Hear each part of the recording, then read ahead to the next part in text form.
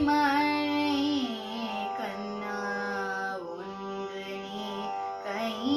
கரவேன் ஆழி மழை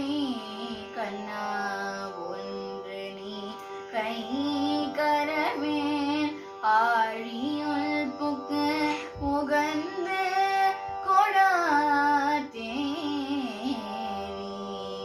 ஊழி முதல்வன்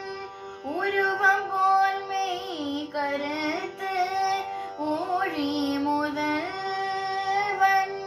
உருவம் போல் மெய் கருத்து